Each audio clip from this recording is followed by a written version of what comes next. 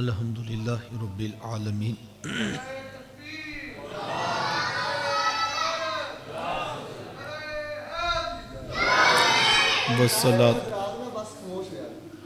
والصلاة والسلام علی سید الانبیاء والمرسلین قال اللہ تعالی وتبارک فی القرآن المجید والفرقان الحمید ذالک کتاب لا ریب فیہ صدق اللہ العظیم اللہم صلی علی سیدنا و مولانا محمد وعلی آل سیدنا و مولانا محمد وبارک وسلم۔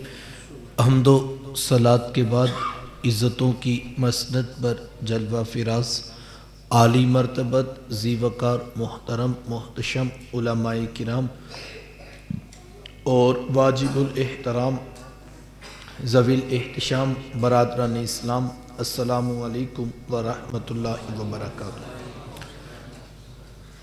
بتوفیق باری تعالیٰ مجھے اور آپ کو درس قرآن مجید کی سعادت حاصل ہو رہی ہے۔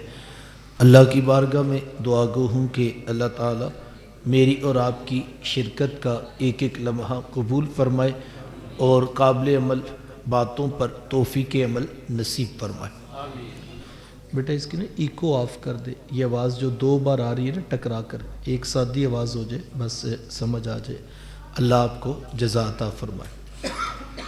کتاب رحمت قرآن مجید کے ایک بندہ مومن پر بنیادی طور پر 5 حقوق ہیں جسے ہر مسلم کو ضرور ادا کرنا چاہیے۔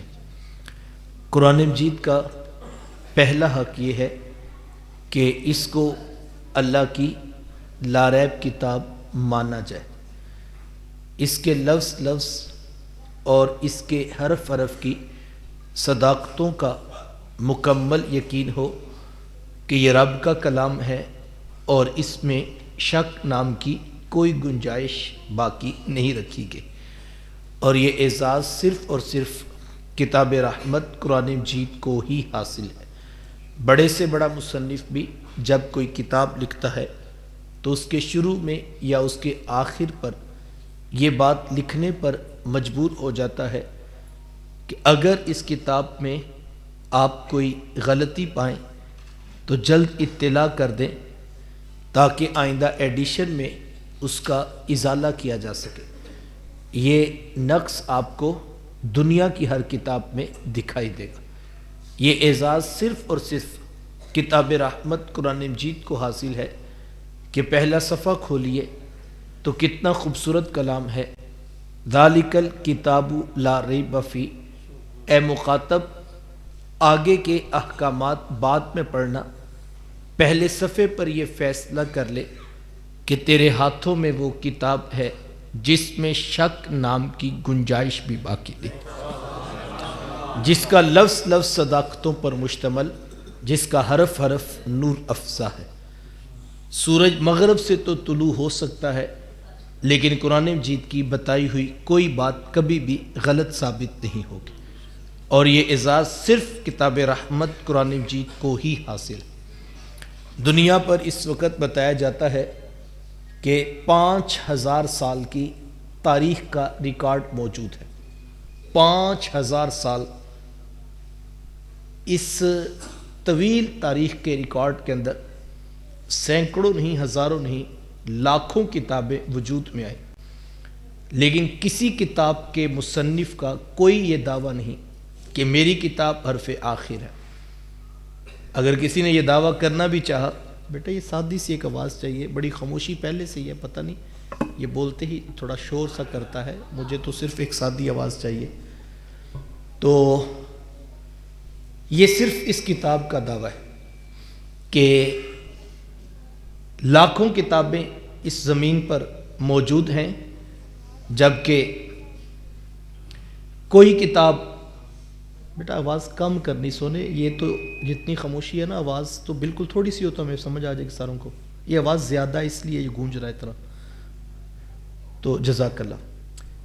تو کسی کتاب کا یہ دعویٰ نہیں، اگر کسی نے دعویٰ کرنا چاہا تو یہ بھی تاریخ کا حصہ ہے کہ کسی کتاب کی عمر 100 سال سے زائد نہیں ہے۔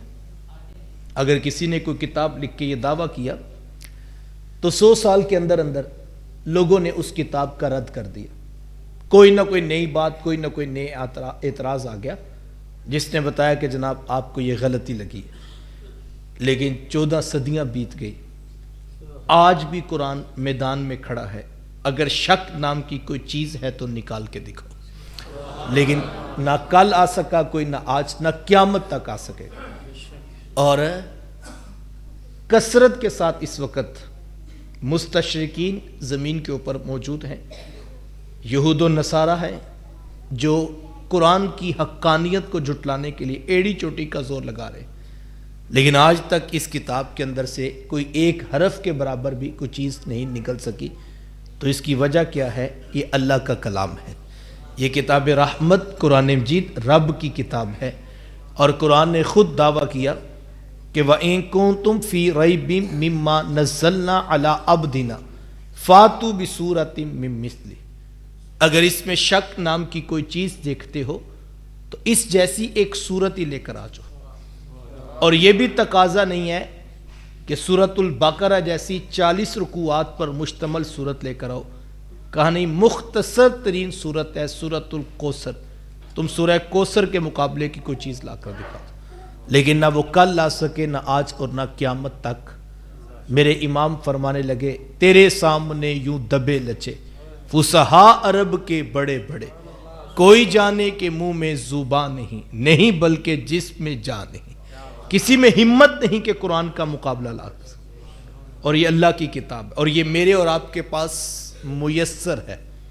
یہ میری اور آپ کی خوش بختی ہے، یہ میری اور آپ کی سعادت مندی ہے کہ غریب سے غریب مسلمان بھی ہے تو وہ دعوے سے کہہ سکتا ہے کائنات میں 100% سچ پر مشتمل کتاب ایک ہے، اور وہ میرے نبی کی کتاب ہے، وہ میرے رسول کی کتاب ہے. یہ میرا اور آپ کا اعزاز ہے. اللہ اکبر. کوئی بڑی سے بڑی کتاب بھی آپ پڑھے، آپ کو اس فن کے ماہرین کے پاس جانا پڑے گا. مثال کے طور پہ آپ اگر طب کے مضمون کو پڑھتے ہیں، کسی نے بتایا کہ فلاں فلاں چیزوں کا فلاں فلاں مرکہ تیار کریں اور جناب یہ اس کا علاج ہے، آپ خود فیصلہ نہیں کر سکتے. آپ کو کسی ماہر میڈیکل سائنس کے ڈاکٹر کے پاس جانا ہوگا اور آپ جا کر پوچھیں گے کہ جناب یہ طب کا ایک نسخہ مجھے ملا ہے، بتائیے یہ صحیح ہے. پھر وہ ڈاکٹر اپنے علم کی بنیاد پہ بتائے گا یہ صحیح ہے یا غلط ہے. آپ نے نفسیات کے اوپر ایک کتاب دیکھی، اس کے اندر بڑی اہم باتیں لگی تھی، آپ نے اچھی محسوس کی، آپ کو نہیں پتا 100% ٹھیک ہے کہ نہیں، آپ کو کسی ماہر کے پاس جانا ہوگا. آپ ماہرین نفسیات سے پوچھیں گے کیا یہ جو باتیں کتاب میں لکھی ہیں صحیح ہیں. کوئی شخص فیصلہ خود نہیں کر سکتا، وہ اس کسی نہ کسی فن کے ماہر کے پاس جائے گا اور وہ بتائے گا ہاں جناب ٹھیک ہے یا غلط ہے.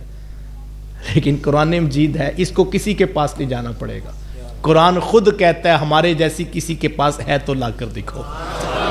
کسی کے پاس جائے، قرآن نے فیصلہ، قرآن کو کہا، کیا کہا قرآن نے؟ تعارف کرا، قول فیصل، قول فصل، یہ قول فیصل ہے. کسی کتاب کی تصدیق کروانی ہو تو کسی اور کے پاس تم لے جاؤ، لیکن قرآن کو تصدیق کی ضرورت ہی نہیں. قرآن خود کہتا ہے میں قول فیصل. تم جہاں سے جو پڑھو گے 100%، آج سوشل میڈیا کا دور ہے، ہزاروں نہیں لاکھوں تقاریر آپ کے پاس پہنچتی ہیں مختلف موضوعات پر، لیکن لوگ سننے کے بعد کہتے ہیں پتہ نہیں بس صحیح ہے کہ نہیں. آپ فیصلہ نہیں کر پاتے. بعض اوقات جو ہے بڑے بڑے دماغ بھی بیٹھتے ہیں، وہ کہتے لگتا ہے فیک ویڈیو، یار یہ ہو نہیں سکتا، اتنا دانا بینا شخص.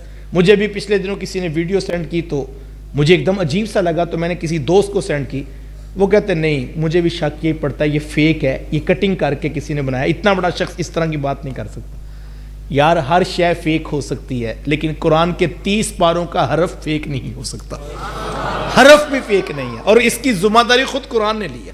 اور دوسری بات میں کہتا ہوں، قرآن نے کہا نا اللہ کے وَادْعُوا شُهَدَاءَكُم مِّن دُونِ اللَّهِ، اللہ کے علاوہ جس کو لانا تم لے آؤ، ان کنتم صادقین، اگر تم سچے ہو اس میں سے شک نکال کے دکھاؤ، کوئی عیب نکال کے دکھاؤ. لیکن نہیں آ سکا. جب دو لوگوں میں آپس میں مکالمہ ہوتا ہے، کسی بھی موضوع پر ہو، کوئی مناظرہ ہو، تو مناظر کہتا ہے جناب آپ اپنا مقدمہ پیش کریں، وہ کہتا نہیں آپ کریں. ہر شخص یہ کہتا ہے کہ میں جو دلائل دوں گا تو دوسرا اس سے بڑھ کر دلائل دے گا، وہ اس سے بہتر چیز لے کر آئے گا نا. تو ہر کوئی کہتا ہے پہل تم کرو، میں اس کے بعد بات کروں گا تاکہ پتہ لگے کہاں تم کھڑے ہو۔ یہ قرآن ہے جو 14 صدیوں سے پہل کر کے خاموش ہے، اور خود کہتا ہے ہم نہ خود اس کی زبر بدلیں گے نہ کسی کو بدلنے دیں گے، ہمارا حتمی فیصلہ ہے۔ اب پوری دنیا کے پاس تو وقت ہے نا، بڑے بڑے دماغ اس زمین کے اوپر موجود ہیں، تو کہا تم چلے جاؤ، تم سب جوڑ کے بیٹھ جاؤ سر، اور سر جوڑ کے بیٹھ جاؤ، ہم خاموش ہیں، اور ہم نے جو کہہ دیا حقیقت وہی ہے۔ سائنس تحقیق کرتی ہے، اور سائنس اپنے علم پہ بڑی نازا ہے، لیکن جو نوجوان سائنس کا علم رکھتے ہیں وہ بھی جانتے ہیں کہ طب کی کتابیں ہوں یا نفسیات کی یا کسی بھی موضوع کی سائنسی تحقیقات بھی وہ اپ ڈیٹ ہوتی ہیں، اور اس کا نیا والیوم آتا ہے، وہ کہتے ہیں جناب یہ ایڈیشن نمبر 14 آیا، یہ فلاں کتاب کا ایڈیشن نمبر 15 ہے۔ نئے ایڈیشن کی کیوں ضرورت پڑی بھائی؟ نئے ایڈیشن کی کیا ضرورت ہے جب تحقیق مکمل ہوگی؟ ضرورت اس لیے پڑی میاں کہ 14 سال 15 سال کے بعد 20 سال کے بعد جو پیچھے باتیں کہی تھی وہ غلط ثابت ہو رہی ہیں، نئی تحقیق کی نیا ایڈیشن آ گیا۔ اللہ اکبر، قرآن کی تحقیق غلط نہیں ہے، 14 صدیوں سے ایک ہی ایڈیشن ہے، اور یہ نہیں کہا کہ 100 سال بعد 200 سال بعد، کہا قیامت تک جب تک لوگ زندہ ہے قرآن کا ایک ہی ایڈیشن ہے، قرآن کی بات دوسری نہیں ہے، قرآن کی ایک ہی بات ہے۔ اور اگر میں یہ کہتا ہوں امت محمدیہ پر قرآن کا احسان ہے، قرآن نے نتائج بتا دی ہیں، ریزلٹ کیا ہے قرآن نے بتا دی۔ اللہ اکبر، میں ایک سادہ سی مثال دیتا ہوں، بنتی نہیں ہے، سمجھانے کے لیے کہنے لگا ہوں۔ آپ نے ریاضی کا سوال کیا نا، چھوٹے ہوتے بچپن میں ہم دیکھتے تھے، تو ہم نے کیا تو وہ جواب آیا 5، تو ہم نے پیچھے سے مشق کے پیچھے جواب لکھے تھے، تو دیکھا ادھر لکھا ہے 7، تو ہمیں پتہ لگ گیا ہمارا سوال غلط ہے۔ اللہ اکبر، قرآن نے نتیجے پہلے دے دیے، جواب صحیح آئے گا تو سوال صحیح ہے، اور جواب کیا ہے وہ قرآن کے مطابق آنا چاہیے۔ اللہ اکبر، اور اگر جواب ٹھیک نہیں آیا اس کا مطلب تمہاری تحقیق ٹھیک نہیں، جاؤ دوبارہ کر کے ہو۔ اور جب جواب ٹھیک آتا ہے اور سائنس شور بچانے لگتی ہے، وہ دیکھو ہم نے جواب نکال لیا، لیکن قرآن کھولیں تو وہ جواب پہلے سے لکھا ہوتا ہے۔ اللہ، یہ قرآن کی تحقیق ہے، قرآن نے جو فیصلہ دے دی وہ حتمی فیصلہ ہے، اور باقیوں کو کہا جاؤ تم تحقیق کرو۔ اللہ اکبر، یہ تمہیں پہلے بتا دے، قرآن اب 14 صدیوں سے خاموش ہے، اور قیامت تک کتاب خاموش ہے کہ تم اپنی تحقیق کرو، تم جستجو کرو، تمہیں اس کے علاوہ کچھ نہیں ملے گا۔ اور جب تم دیکھ لو گے یہ، اور تم پھر خود کہو گے ما خلقت ھذا باطلا، مالک تو نے باطل شے پیدا ہی کوئی نہیں کیا، اب بس بے مقصد کوئی شے نہیں، ہر شے کے اندر تو نے بے شمار حکمتیں اور بے شمار اس کے فوائد و ثمرات بیان کیے ہیں۔ تو پہلی بات یہ ہے کہ مومن کو قرآن مجید کے اوپر اتنا یقین ہونا چاہیے۔ آپ سائنس ضرور پڑھیں، علم ہے، تحقیق ہے، جستجو ہے، لیکن یہ طے کر لیجئے کہ اگر بہت بڑا سائنس کا کوئی نتیجہ قرآن سے کنٹراڈکٹری ہے، قرآن کی مخالفت میں ہے، تو سائنس کو بھی ضرورت ہے کہ وہ تحقیق کرے، قرآن کو ضرورت نہیں، چونکہ قرآن رب کا کلام ہے، اور کسی ذہن میں کوئی دوسرا سوال آ ہی نہیں سکتا۔ میں یہ کہتا ہوں قرآن نے یہ دعویٰ کیسے کیا؟ قرآن نے کہا اس جیسا کلام کسی بندے کے بس کا روگ ہی نہیں۔ اس کی وجہ یہ ہے کہ کائنات عالم کا خالق کوئی اور ہے، اور انسانوں کا جو خالق ہے یہ کتاب اس کی ہے۔ انسانوں کو جس نے پیدا کیا ہے ان کے دماغ بھی تو اسی نے پیدا کیے، کسی کے ذہن میں وہ خیال آ ہی نہیں سکتا جو قرآن کے اندر موجود ہے۔ تو قرآن نے وہ تخلیق کا سرچشمہ ہے، اور عیوب سے پاک کتاب ہمارے پاس موجود ہے۔ پہلی بات تو یہ ہے کہ ہمیں یقین کامل پیدا کرنا ہوگا اور قرآن مجید سے روشنی حاصل کرنی ہے۔ قرآن مجید کا دوسرا حق یہ ہے صحت لفظی کے ساتھ، مخارج کی صحیح ادائیگی کے ساتھ اس کو اوپر سے دیکھ کر پڑھنا سیکھا جائے، یہ قرآن مجید کا دوسرا بنیادی حق ہے، اور یہ چیز ہم اپنے اسلاف کی زندگیوں سے سیکھ سکتے ہیں۔ صحابہ بہت خوبصورت قرآن پڑھا کرتے تھے، اور وہ پڑھتے بھی کیوں نہ، انہوں نے قرآن سیکھا بھی تو صاحب قرآن سے تھا۔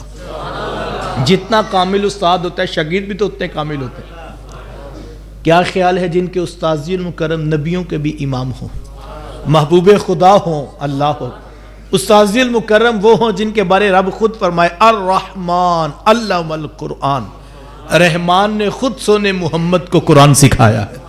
اللہ اکبر، تو کتنا خوبصورت قرآن پڑھتے ہوں گے۔ اس عنوان پر معتبر نام ہے حضرت ابی بن کعب رضی اللہ تعالیٰ بڑا خوبصورت قرآن پڑھا کرتے تھے. ایک دن گھر بیٹھے قرآن مجید پڑھ رہے تھے کہ گلی سے اللہ کے رسول صلی اللہ علیہ وآلہ وسلم کا گزر ہوا. آقا کریم علیہ السلام کے کانوں تک جب ان کی تلاوت کی آواز آئی تو میرے حضور وہیں رک کے قرآن سننے لگے. صبح جب ملاقات ہوئی تو حضور فرمایا کہ ابی آپ قرآن بڑا خوبصورت پڑھتے. اللہ اکبر، وہ کتنا خوبصورت پڑھتے ہوں گے جن کو حضور فرما رہے ہیں آپ بڑا سونا قرآن پڑھتے. اللہ اکبر. ہمارے ایک دوست ہیں، وہ عمرہ کرنے گئے تو آپ جانتے ہیں جو لوگ گئے ہیں ان کی نگاہوں میں منظر جاگ اٹھا ہوگا. آج کی اس مجلس میں میری سب دوستوں کے نام دعا ہے، جو گئے ہیں یا جو نہیں گئے ہیں اللہ سب کو با ادب حاضریہ نصیب فرمائے. یقین جانیے جس نے شہر مدینہ نہیں دیکھا اس نے دیکھا ہی کچھ نہیں ہے. اللہ اکبر. جنوں ویکھ کے ٹھردیاں اکھیاں نے، جنوں ویکھ کے ٹھردا سینہ ہے، تیری ساری خدائی وچوں ربا ایک شہر مدینہ ہے. اللہ اکبر. تو وہ کہتے میں ظہر کی نماز پڑھ کے مسجد نبوی سے نکلنے لگا تو وہاں پہ ظہر کے بعد قاری صاحبان لوگوں کی تلاوت اور تلفظ ٹھیک کرواتے. تو کہتے انہوں نے مجھے یوں اشارہ کیا تو میں پاس چلا گیا تو مجھے کہنے لگے آپ سورہ فاتحہ سنائیں. تو کہتے کہ میں حافظ قرآن تھا تو میں نے تعوذ و تسمیہ پڑھی اور میں نے سورہ فاتحہ سنا دی. تو جب میں نے سورت مکمل کی تو وہ قاری صاحب کہنے لگے کہ آپ کو مبارک ہو، آپ کا تلفظ بھی ٹھیک ہے، آپ کا لہجہ بھی ٹھیک ہے. تو وہ حافظ صاحب جب یہاں پاکستان آئے تو یہ بات سناتے تو خوشی سے پھولے نہ سماتے اور کہتے کہ اب پاکستان کے قاری مانے یا نہ مانے، مجھے محبوب کی مسجد کے قاری صاحب نے کہا ہے تیرا تلفظ بھی ٹھیک ہے، تیرا لہجہ بھی ٹھیک ہے. اللہ اکبر. کیا خیال ہے جن کو 14 صدیوں کے بعد ان کی مسجد کے قاری صاحب کہہ دیں کہ آپ کا تلفظ بھی ٹھیک ہے، لہجہ بھی ٹھیک ہے، وہ تو پھولے نہ سمائے، اور جن کو وہ خود فرمائے ابی تو بڑا سونا پڑتا ہے. تو کیا کیفیت ہوگی حضرت ابی بن کعب رضی اللہ، کیا ان کی ایک کیفیت ہوگی نا. اللہ اکبر. میں ایک دفعہ خطاب کیا تو میرے حضرت نے کہا کہ آج تو آپ نے کمال کر دیا. تو وہ جملہ کیا لطف تھا جب وہ کہا. تو کیا کیفیت ہوتی ہے جب استاد، کوئی شیخ، کوئی مربی، کوئی بڑا شخص کہہ دے کہ یار آج تو بڑا مزہ آیا. قاری صاحب کو کوئی قاری صاحب بڑے کہہ دیں، نامور قاری صاحب کہہ دے کہ جناب آج تو آپ نے کمال کر دیا، تو وہ بندہ خوشی سے کیا کیفیت ہے. لیکن یار کسی کو استاد کہے، کسی کو شیخ کہے، کسی کو جو ہے مرشد کہے، لیکن اس کی کیا کیفیت ہے جس کو دو جہاں کا سردار کہہ رہا ہے کیا ابی تو بڑا سونا پڑتا ہے. تو کتنا سونا پڑتے ہوں گے. لیکن حضرت ابی بن کعب رضی اللہ تعالیٰ نے پتہ کیا کہا. اللہ اکبر. انہوں نے کہا حضور جی مجھے تو پتہ ہی نہیں تھا کہ آپ سن رہے ہیں، اگر پتہ ہوتا نا کہ آپ سن رہے ہیں اللہ اکبر تو حضور میں پھر اور سنوار کے پڑھتا. مجھے تو پتہ ہی نہیں تھا کہ میرے رسول سن رہے ہیں. اللہ اکبر. مجھے کسی دوست نے کہا کہ وہ جو مصطفی اجتماع پہ خطاب آپ نے کیا تھا ہمیں وہی سنانا ہے. تو میں نے کہا اس وقت کوئی اور سن رہا ہوتا ہے تو وہ کیفیت کچھ اور ہوتی ہے. تو استیاری بھی کچھ اور ہوتی ہے نا کہ جب استاد سن رہے ہوں، جب شیخ سن رہا ہو.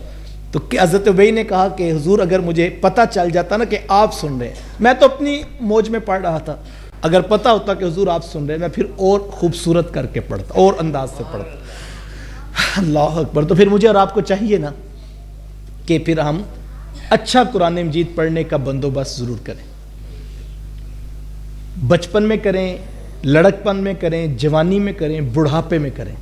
اس کی کوئی قید نہیں ہے کہ اب میری عمر بڑی ہو گئی ہے. ہر عمر کے حصے میں جہاں بھی آپ موجود ہیں، یہاں میرا خیال ہے 3 سال سے لے کے 60 سال کی عمر کے لوگ بیٹھے ہیں. ہم سب دوبارہ اس بات کو سنجیدگی سے سوچیں کہ اگر ابھی تک ہمیں صحیح قرآن پڑھنا نہیں آیا تو ہم رک جائیں. ہم قاری صاحب کے پاس، علامہ صاحب کے پاس، گھر میں، اپنی دکان پہ، جس طرح ہو سکے ہماری آج سے ذمہ داری ہے. اور یقین جانیں یہ 3 سے 6 ماہ کا کام ہے، اس سے زیادہ مشکل کام نہیں. اس سے زیادہ مشکل کام ہم نے زندگی میں بڑھاپے میں سیکھے، ہم نے جوانی میں سیکھے ہیں. ہم ان پڑھ تھے، ہم نے پھر بھی وہ کام سیکھے جو نہیں سیکھے جا سکتے تھے، لیکن ہم نے سیکھے ہیں کیونکہ ہم سمجھتے ہیں یہ ہماری ضرورت ہے، اور اس مسئلے کو حل کیے بغیر ہمارا مسئلہ حل نہیں ہوتا. میں اس کی سادہ سی مثال دیتا ہوں. یہ موبائل ہم سب کے پاس موجود ہے. جب یہ موبائل نیا آیا تو اس سے پہلے ہم بٹنوں والا موبائل استعمال کرتے تھے. تو شروع میں لوگوں نے کہا کہ یار اس کے لیے تو جیب بھی بہت بڑی چاہیے, یہ تو ہوتا بھی بڑا وزنی ہے, تو یہ تو اٹھا کے رکھنا, پہلے والیٹ بھی ہوتا ہے جیب میں, پھر یہ بھی ڈالو, یہ تو بہت بھاری ہو جاتا ہے کام. تو شروع میں کئی لوگوں نے استعمال نہیں کیا, لیکن بعد میں کچھ دوستوں نے بتایا کہ جناب اس میں تو بڑے فائدے ہیں, اس کے اندر تو بیانات سن سکتے ہیں آپ, کتابیں ڈاؤن لوڈ کر سکتے ہیں. ہمارے مدرسین وہ شروع میں کہنے لگے نہیں کتاب کا اپنا لطف ہے, لیکن پھر پتہ لگا کہ لاکھوں کروڑوں روپے کی کتابیں اس ایک میں آ جاتی ہیں اور اتنے پیسے کسی کے پاس ہے ہی نہیں, اور وہ مفت میں آپ حاصل کر سکتے ہیں. تو علماء, جبکہ یہ انگریزی میں تھا اور ہمیں انگریزی آتی نہیں ہے, لیکن ہماری ضرورت تھی. تو میں نے دیکھا ایک ترخان, ایک کارپینٹر جو ہے, اس نے بھی اپنی ضرورت کے مطابق جب دیکھا کہ اس سے تو بہت سارے اچھے ڈیزائن مل جاتے ہیں, اس سے تو لوگوں کو اپنا سیمپل دکھا سکتے ہیں, کاروبار بڑھتا ہے. تو ہم ایک بوڑھا شخص ہے, سارا دن گھر میں بیٹھا ہے, بیٹا بیرون ملک چلا گیا, لیکن اس نے دیکھا کہ اس کے اوپر بیٹے کی تصویر بھی نظر آتی ہے. تو اس ان پڑھ بوڑھے نے بھی اپنی ضرورت کے مطابق بیٹا دیکھنے کے لیے کہا یہ 3-4 تصویریں سامنے لگا دو, میں اس پہ بیٹے کی تصویر دیکھتا رہوں گا. تو یہ ہر کسی نے اپنی ضرورت کے مطابق سیکھا, جبکہ یہ انگریزی میں ہے. اور جب شروع میں آئے تو ہمیں پتہ نہیں لگتا تھا کہ اس کو چلانا کیسے, اس کو بند کیسے کرنا ہے, اس کی کال کیسے کاٹنی ہے, پیچھے واپس کیسے جانا ہے. یہ سارے ہم سب کے تجربات ہیں نا. اور جس کو جتنا یہ سمجھ آ گیا, جس کو توجہ چاہوں گا, جس کو یہ جتنا سمجھ آ گیا اس نے اتنا زیادہ فائدہ اٹھا لیا. کتنے کاروبار ہیں جو لاکھوں سے کروڑوں میں پہنچ گئے اس ایک موبائل کو سمجھنے کی وجہ سے. اللہ اکبر. ایک اور بات کروں گا, جس کو جتنا سمجھ آ گیا اس کی زندگی اتنی سوکھی ہوگی. پہلے نمبر یاد کرنے پڑتے تھے, چھوٹی چھوٹی مثالیں دے رہا ہوں, اب سب کچھ اس میں موجود ہے. کاروبار کے حساب کتاب اس میں موجود ہے. یہاں بیٹھ کے آپ اپنے مدرسے کا, اپنے اسکول کا کیمرہ آن کریں, یہاں سے دیکھ لیں. توجہ چاہوں گا, جس کو انسان کی بنائی ہوئی یہ 6 انچ کی سکرین سمجھ آ گئی اس کی زندگی اتنی سوکھی ہو گئی. یار توجہ چاہوں گا اس ایک جملے پر, بندے کی بنائی ہوئی ایک مشین سمجھ آئی, زندگی سوکھی ہو گئی. عرش کے رحمان کی کتاب سمجھ آ جائے, زندگی کتنی سوکھی ہو جائے گی. رب کی کتاب سمجھ آ جائے, یہ تو بندوں کی بنائی ہوئی کتابوں سے سمجھا آپ نے, زندگی کتنی سوکھی ہوگی. کاش کے کتاب سمجھ آ جائے. اللہ اکبر. یقین جانے اگر قرآن پڑھنا آ گیا مسئلہ ہی حل ہو جائے گا. اور اس کو سمجھنے سے دنیا اچھی ہوئی ہے آپ کی, اگر اس کی کتاب سمجھ آ جائے آخرت بھی اچھی ہو جائے. ہمیں اس پہ غور کرنا ہے. قرآن کو ہر صورت پہ اوپر سے پڑھنا سیکھنا ہے. میں ایک اور بات کہتا ہوں اور ایک حدیث سن لیں. اللہ کے نبی صلی اللہ علیہ وآلہ وسلم نے ارشاد فرمایا الماہر بالقرآن مع السفرۃ الکرام بررہ. فرمایا ماہر قرآن, جو قرآن کا عالم ہے, جو قرآن کا مفتی ہے, جو قرآن کا ایکسپرٹ ہے, فرمایا جو ماہر قرآن ہے, مع السفرۃ الکرام بررہ, فرمایا وہ کل قیامت کے دن نورانی فرشتوں کے جھرمٹ میں ہوگا. اللہ اس کو یہ عزت, یہ تکریم, یہ پروٹوکول دے گا. اچھا یہ تو اس کی شان ہے جس نے قرآن کو سمجھ لیا معنی اور مفاہیم کے ساتھ. لیکن دوسرا جس کے لیے میں نے حدیث سنانا چاہیے آپ کو, اور اپنی زندگی میں اس حدیث کو جگہ دیجئے, پھر دیکھیے زندگی کتنی خوبصورت ہو جائے گی. اور حضور فرماتے ہیں وہ شخص کہ جس کو قرآن پڑھنا نہیں آتا لیکن وہ کوشش کرتا ہے, اٹک اٹک کے پڑھتا ہے, یعنی وہ تلفظ صحیح نہیں ادا ہوتا, قاری صاحب کہتے ہیں نہیں دوبارہ پڑھو, ہا ایسے ہوتا ہے, خواہ ایسے ہوتا ہے, وہ پھر پڑھتا ہے, اٹک اٹک کے پڑھتا ہے, مشقت سے پڑھتا ہے, لیکن لگا رہتا ہے, کوشش کرتا رہتا ہے. میرے حضور فرماتے ہیں اللہ اس کو 2 گنا اجر عطا کرے گا. اللہ اکبر. یہ پیکج آپ کو دنیا کی کوئی کمپنی نہیں دے گی. کسی کمپنی, کسی محکمے میں آپ چلے جائیں, یہ والی آپ کو سہولت نہیں ملے گی. ہر کمپنی, ہر محکمہ, ہر ٹھیکیدار یہ کہتا ہے اتنا کام آپ کر دیں تو اتنے پیسے دے دوں گا. اگر آپ کام نہیں کرتے, مثال کے طور پہ آپ کو کہا گیا جناب یہ 100 پیس پینٹوں کے تیار کر دیں. صبح آئے تو آپ نے کہا یار میں ساری رات کوشش کرتا رہا ہوں, محنت کرتا رہا ہوں, لیکن یہ تیار نہیں ہوئے. تو وہ کیا کہے گا؟ آپ کہیں میں نے کوشش تو کی ہے, میں نے محنت تو کی ہے. تو وہ کہے گا بھائی جان کام ہوگا تو پیسے ملیں گے.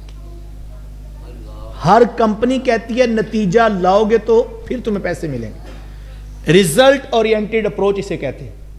نتیجہ نہیں ہے تو رقم بھی نہیں. سیلز مین کو کمپنی والے کہتے ہیں ہماری کمپنی کی 3 لاکھ سیل ہے, آپ 4 لاکھ کر دے تو ماہانہ 50,000 روپیہ ہم آپ کو تنخواہ دیں گے. وہ مہینے کے بعد کہ میں نے بڑی محنت کیا, یقین جانے میں صبح سے لے کر شام تک مٹی سے مٹی ہوگا, وہ کہیں گے بھائی ہمیں اس بات کا نہیں پتا, 4 ہوگا تو ہم آپ کو 50,000 روپیہ تنخواہ دیں گے.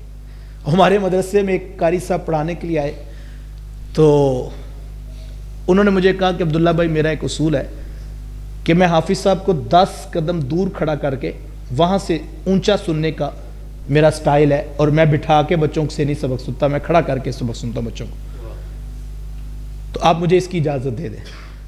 تو میں نے کہا قاری صاحب بچوں کو مارنا نہیں ہے, اس کے علاوہ کوئی کلیہ آپ لگا لے, منزل آنی چاہیے, نتیجہ آنا چاہیے, سپارہ یاد ہونا چاہیے. آپ کھڑے کر کے سنیں, آپ واک کرتے ہوئے سنیں, آپ باہر سین میں کلاس لگا لیں, کوئی مسئلہ نہیں, طریقہ آپ کا ہے, ہمیں نتیجہ چاہیے.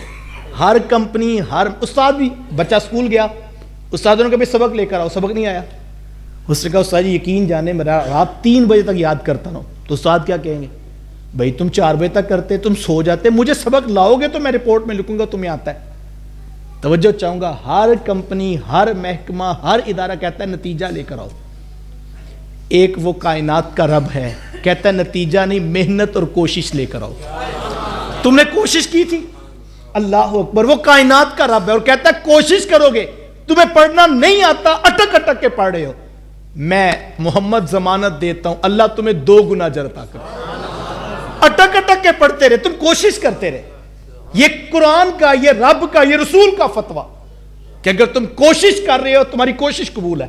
نتیجہ تو مانگے نہیں گیا, او یار ہم کیا, ہماری حیثیت کیا, نتیجہ تو اللہ نے اپنے پیغمبروں سے نہیں مانگا.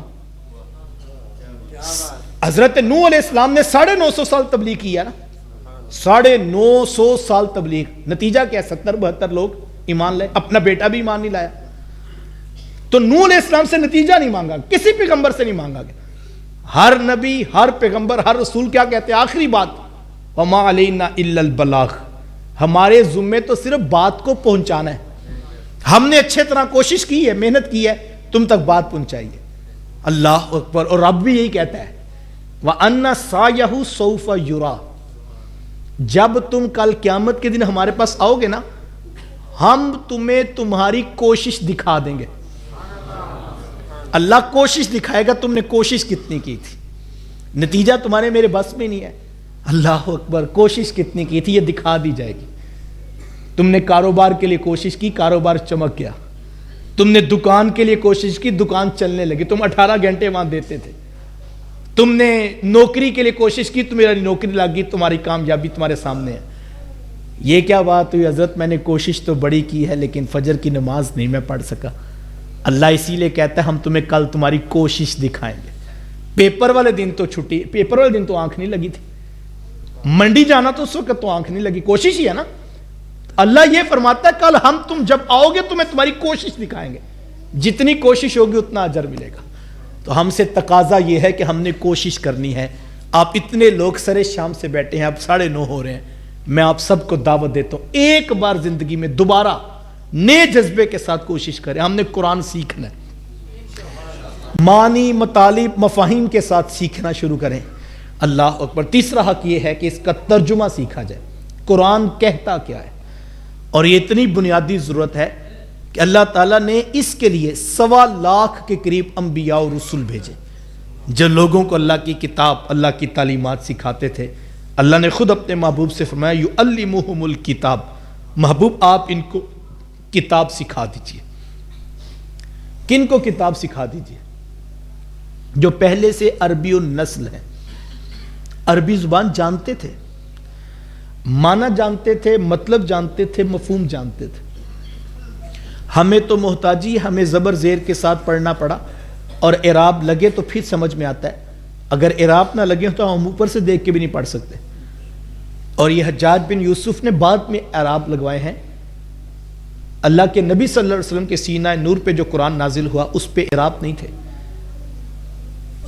بغیر اعراب کے پڑھنا جانتے ہیں, معنی جانتے ہیں, مطلب جانتے ہیں, مفہوم جانتے ہیں, اور اتنی پختگی سے جانتے ہیں کہ اگر ایک لفظ کے 10 معنی ہیں, کون سے شاعر نے کون سا لفظ کس معنی میں کس شعر میں استعمال کیا ہے، بطور حوالہ اس شاعر کا نام اور وہ شعر بھی زبانی جانتے ہیں. اس کے باوجود اللہ کہتا ہے نہیں محبوب، یعلمہم الکتاب، محبوب تو ان کو کتاب سکھا دے. ذہن میں سوال پیدا ہوتا ہے وہ کیا سکھانا تھا؟ جب معنی جانتے ہیں، مطلب جانتے ہیں، مفہوم جانتے ہیں اور پھر سب کچھ سمجھ میں بھی آتا ہے تو سکھانا کیا ہے؟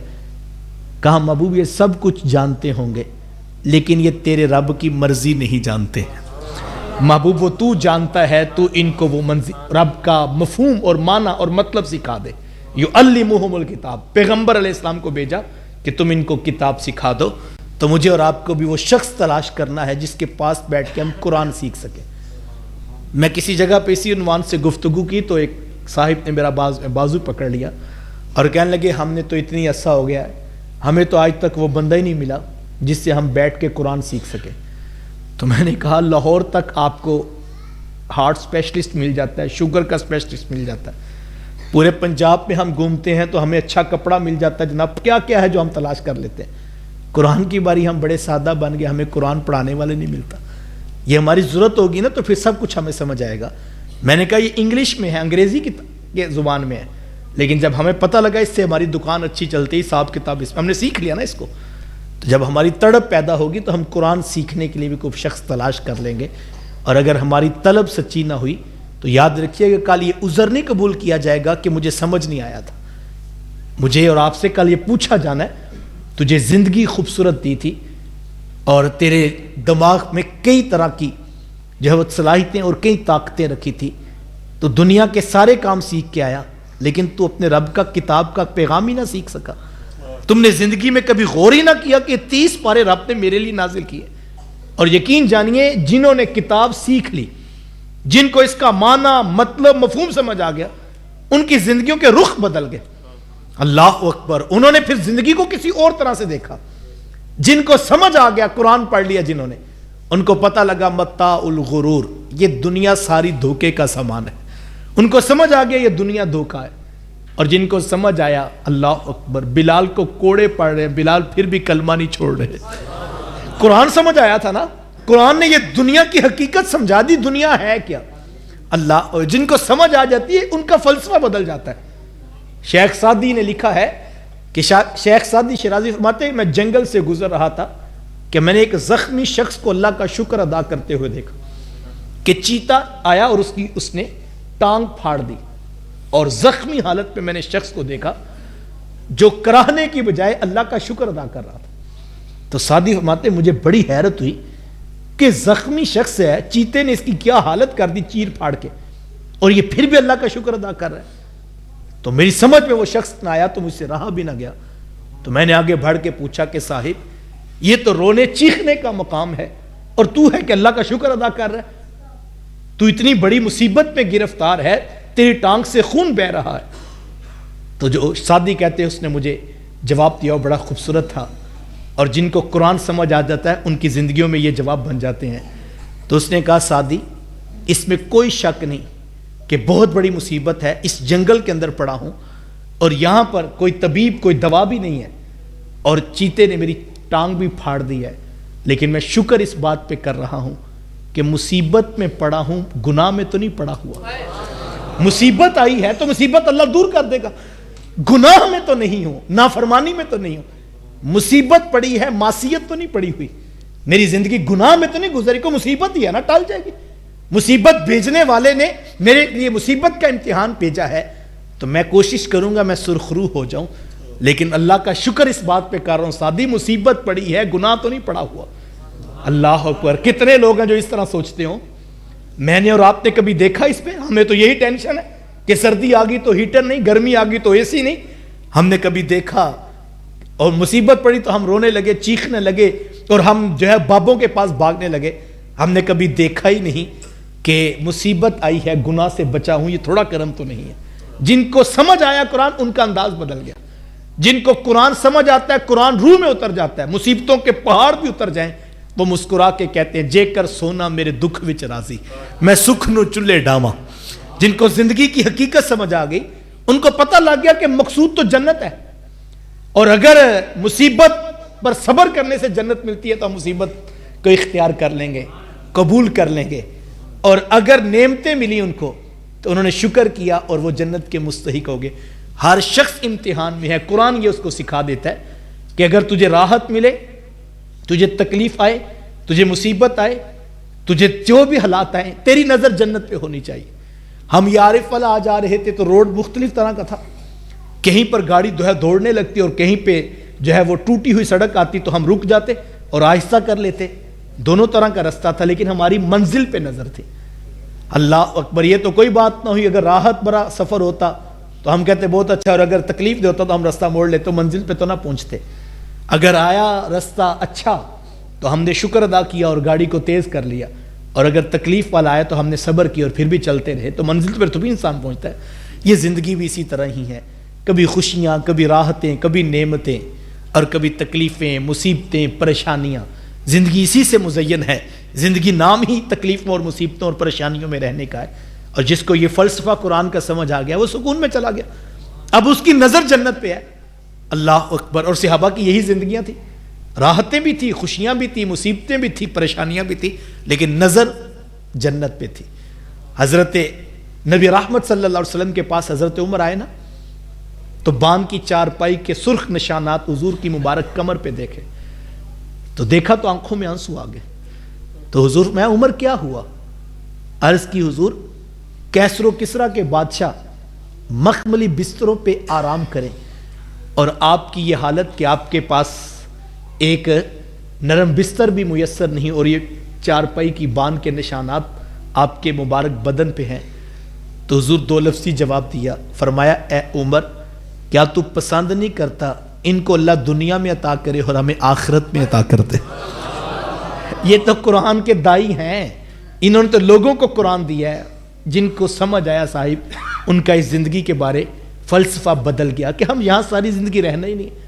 آپ یہ آئے ہیں، ہو سکتا ہے کسی کو مسجد کی ٹائل کا رنگ پسند نہ آیا ہو سکتا ہے کسی کو کمفرٹیبل جگہ نہ ملی ہو سکتا ہے کسی کو جو ہے وہ یہاں کے انوائرمنٹ کے ساتھ کوئی اختلاف ہو، کوئی ماحول کی آلودگی کا مسئلہ ہو، کسی کو آتے ہوئے رستہ ٹوٹا ہوا ملا ہو، لیکن آپ کو پتہ ہم نے ساری زندگی یہاں تھوڑی بیٹھنا ہے، ہم ایک مقصد لے کر آئے ہیں اور 40-35 منٹ کا بیان سننا ہے اور ہم نے پھر واپس چلے جانا ہے۔ جب مقصد واضح ہو، جگہ تھوڑی بھی ملے، آرام دہ نہ بھی ہو، تو بندہ وقت کاٹ لیتا ہے، میرا مقصد تو پورا ہو رہا ہے۔ اللہ اکبر، یہ زندگی بھی اسی طرح ہے، اگر جنت کا سفر اور رستے کی طرف آگے بڑھ رہے ہیں، پھر تکلیفیں ہوں یا راحتیں، مصیبتیں ہوں یا نعمتیں، پھر انسان مطمئن ہوتا ہے میں منزل کی طرف بڑھ رہا ہوں، اور رستہ تو مقصود بھی نہیں صاحب، مقصود تو منزل کا ہے۔ رستہ اچھا ہو پھر بھی منزل کی طرف جانا ہے، تکلیف دہ ہو پھر بھی منزل کی طرف بڑھنا ہے۔ یہ مزاج اس وقت پیدا ہوتا ہے جب انسان قرآن کو سمجھ لیتا ہے، سمجھ لینے کے بعد اس کے اوپر عمل کیا جائے۔ اور پانچواں حق یہ ہے کہ اس کی تبلیغ کی جائے، اس کا پیغام اوروں تک پہنچایا جائے، خود عمل کیا جائے، تو یہی بہت بڑی تبلیغ ہے۔ ہمارے یہاں بعض اوقات تبلیغ صرف اس کو ہم سمجھتے ہیں کہ ہم جائیں 3 دن کا کچھ چلہ کاٹ کے آئیں اور لوگوں کے دروازوں پہ دستک دیں، دین کی دعوت دیں، تو یہ بھی ایک تبلیغ کا مفہوم ہے، میں اس کا انکار نہیں کرتا، لیکن میں یہ کہتا ہوں اپنے کردار کو مؤثر کر لیجئے، 100% تیقن کے ساتھ جس محکمے میں کام کرتے ہیں پوری دیانتداری کے ساتھ اپنی ڈیوٹی کیجئے۔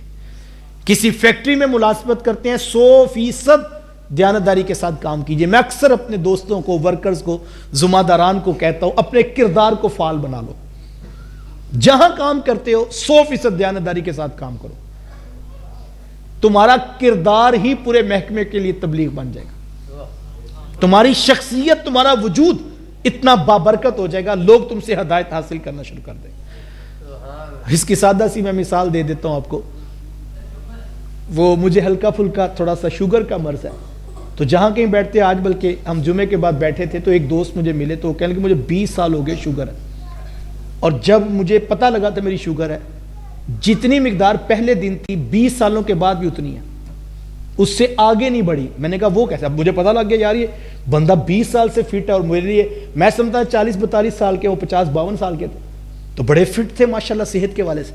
تو میں نے فوراً پوچھنا شروع کر دیا کہ آپ کیا استعمال کرتے ہیں، کس ڈاکٹر سے دوا لیتے ہیں؟ ظاہر بات ہے ایک صحت مند شخص ملا نا، تو جس کو بیماری ہوتی ہے وہ فوری طور پر پتہ کرتا ہے بھائی کدھر جاتے ہو. کسی نے بتایا جناب ہمارا ہارٹ کا ایشو بنا تھا, کہا آپ کیسا ہے, کہا فلاں ڈاکٹر کے پاس جاتا ہوں. تو آپ فوری پوچھتے کہاں جاتے ہو. کوئی صحت مند مل جائے, کوئی شوگر والا ٹھیک نظر آنے لگے, کوئی ہیپاٹائٹس کا مریض تھا, کہا پوچھئے جناب, کہا یار میں تو الحمدللہ فٹ ہوں. اب بندہ فوراً پوچھا جاتے کہاں ہوں. میں اکثر دوستوں کو کہتا ہوں اپنے آپ کو روحانی طور پہ اتنا فٹ کر لو, کردار میں اتنی مضبوطی پیدا کر لو, تمہارے محکمے والے پوچھیں گے کہ یار پورا محکمہ رشوت لیتا ہے, تم نے کہاں سے سبق دین کا پڑھا ہے کہ تم نے کبھی رشوت لی نہیں ہے؟ تو تم نے کہاں سے, تمہاری آنکھیں کبھی بھٹکی نہیں ہیں؟ یہاں تو آوے کا آوا بگڑا ہوا ہے اور تم ہو کہ دیانتداری سے پوری اٹینڈنس لگاتے ہو اور 24 دن تمہاری کوئی غیر حاضری نہیں ہے, وقت پر آتے ہو, حلال کماتے ہو, دیانتداری سے کام کرتے ہو, نماز تمہاری قضا نہیں ہوتی. بتاؤ تو صحیح یہ شفا ملی کہاں سے ہے؟ تو پھر آپ مسکرا کے کہو گے نا سونے محمد کا قرآن پڑھا ہوا ہے, یہ قرآن نے شفا دی ہے, یہ قرآن نے مجھے نور دیا ہے. اب میری نہ نظر بھٹکتی ہے, میری نہ زبان کا لہجہ ٹیڑھا ہوتا ہے, نہ میرے کردار میں جھول آتی ہے, میں نے شفا قرآن کی دہلیز سے لی ہوئی ہے. تو پھر وہ پوچھے گا نا میاں مجھے بھی بتاؤ قرآن کیسے پڑھا تم نے؟ تو پھر یہ تبلیغ یہ ہے. اور اگر واصف صاحب نے کہا تھا, شاہ نقشبند بخاری علیہ رحمہ نے کہا تھا کہ جس شخص کی خاموشی فائدہ نہیں دیتی اس کی تقریر بھی فائدہ نہیں دیتی. آج ہمارا مسئلہ یہ ہے ہمارے کردار میں چمک نہیں ہوتی, اور جو شخص کردار میں چمک رکھتا ہے وہ گھنٹے کا خطاب نہ بھی کرے, وہ مسکرا کے جو ہے وہ محفل کے قریب سے گزر جائے تو لوگوں کے دلوں میں ایمان کی حرارت بڑھنا شروع ہو جاتی ہے. یہ ہوتا کب ہے؟ جب ہم کردار کے ساتھ کھڑے ہوتے ہیں. تبلیغ اسی کا نام ہے, اور مجھے اور آپ کو کردار کے ساتھ تبلیغ کے جو ہے وہ اس کام کو آگے لے کر بڑھنا ہوگا, اور اپنے کردار کو فعال کیجئے. یہ 5 باتیں میں نے آپ سے کہی ہیں, میں بارے دیگر آپ سے کہوں گا اپنی زندگی میں قرآن سیکھنے کا عہد کیجئے. آپ بہت اچھا عالم, کوئی بہت معتبر شخص نہ تلاش کریں. میں ایک اور طریقہ آپ کو بتا دیتا ہوں. آپ لوگ اپنا ایک قرآن مجید کا نسخہ مختص کیجئے, ترجمے والا قرآن مجید لیجئے اور اس کو پڑھنا شروع کر دیجئے. 10 منٹ تلاوت کریں, 20 منٹ اس کا معنی, ترجمہ, تشریح دیکھیں. جہاں سے سمجھ نہ آئے وہاں نشان لگا لیں. بیٹی کو بھی یہ کام بتائیں, بیٹے کو بھی یہ کام بتائیں, ماں کو بھی یہ کام بتائیں. اب گھر کے 5-6 افراد ہیں, سارے قرآن پڑھتے ہیں اور ہر ایک کے پاس اپنا نسخہ ہے. جہاں سے سمجھ نہیں آتا وہاں نشان لگا لیتے. 1 مہینہ قرآن کی تلاوت کریں. مہینے کے بعد کوئی 1 پارہ 1.5 پارہ آپ نے پڑھ لیا. 15, 20, 25 مقامات ہیں جہاں سے آپ کو سمجھ نہیں آیا. 1 دن مہینے کے بعد نکالیے, بیٹی کو بھی لیجئے, بیٹے کو بھی لیجئے اور اپنے بتیجوں اور بھانجوں کو بھی لیجئے. 1 دن نکالیے, گجرانوالہ مرکز مصطفیٰ میں چلے جائیے. بیٹیاں اوپر خواتین والے شعبے میں چلے جائیں اور بیٹے یہاں بیٹھ کر علماء سے قرآن مجید اپنا اٹھا کر لے جائیں ساتھ, اور ساتھ میں کہیں کہ حضرت مجھے یہاں سے سمجھ نہیں آیا, یہاں سے بتا دیں, یہاں سے سمجھ نہیں آیا, یہاں سے بتا دیں. کوئی پوچھے گا نا یار مہینے کے بعد تم سارا خاندان کہاں چلے جاتے ہو؟ تو مسکرا کے کہنا ہم سونے محمد کا قرآن سیکھنے جاتے. 3 دن کی شادیاں بھی تو اٹینڈ کرتے ہو نا بیرون شہر جا کے. بچوں کو بھی لیا ہے, بوڑھی اماں کو بھی ساتھ بٹھایا ہے کہ برادری کا مسئلہ ہے. جن سے چلا نہیں جاتا ان کو بھی کہتے کوئی مسئلہ نہیں, رینٹ کی گاڑی کروا لیتے ہیں, لیکن یہ حاضری ضروری ہے. میں کہتا ہوں ساری زندگی شادیوں کی حاضری کی ٹینشن لی, ساری زندگی کل چیلم عقیقے کی ٹینشن لی. آؤ اپنی قبر کی ٹینشن لو, آؤ اپنے آخرت کے سوال کو اٹھاؤ, اپنے بچوں کو بھی لو, اپنی بیٹیوں کو بھی لو اور قرآن مجید سیکھنے کا عہد کرو. میں نے آپ کو آسان نسخہ بتا دیا ہے. مہینے کے بعد ہمارے پاس لاہور میں المصطفیٰ اسلامک سینٹر میں ہر انگریزی ماہ کا پہلا ہفتہ شب نور ہوتی ہے, اور وہاں پہ قرآن مجید کی ایک آیت کی تفسیر بیان ہوتی ہے. اور بھی بہت ساری جگہیں ہیں, یہ ویسے میں مثال کے طور پہ آپ کو پیش کر رہا ہوں. خود قرآن سیکھیں, اپنے بچوں کو سکھائیں.